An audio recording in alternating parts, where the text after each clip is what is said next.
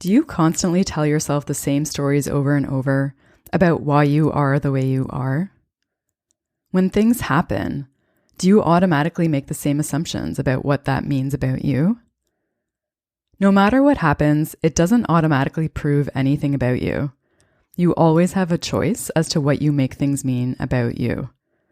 You're listening to Pure Light, where we explore how you can believe in yourself and be happy with who you are, so that you feel worthy of your craziest dreams and confident in your power to make them happen.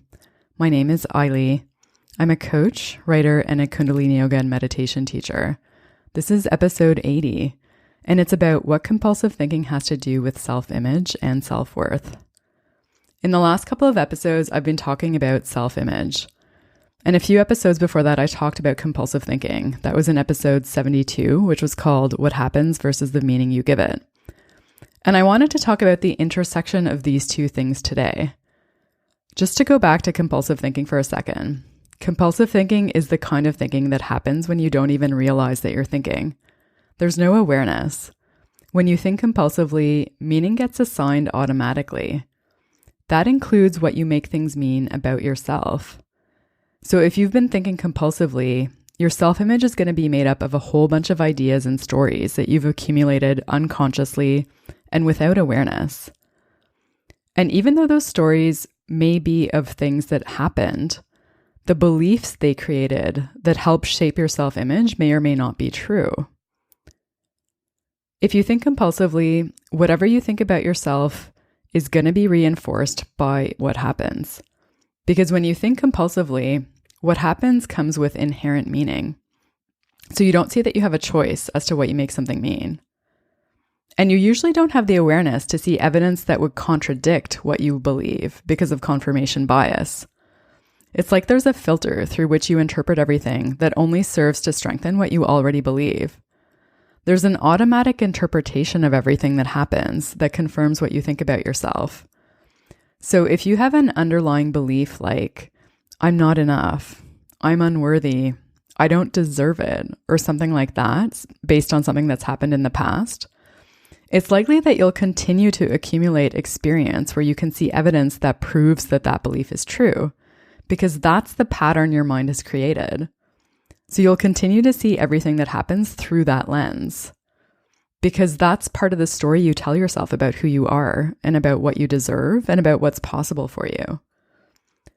There was a point in my life where it seemed like everything that was happening was proof that there was something wrong with me. Like in my relationship, in work, in like every aspect of my life, everything that happened served to reinforce that belief. Until one day I had like a meltdown and I realized it was just a story I'd been telling myself. So I had been keeping that belief alive by looking at everything through that lens.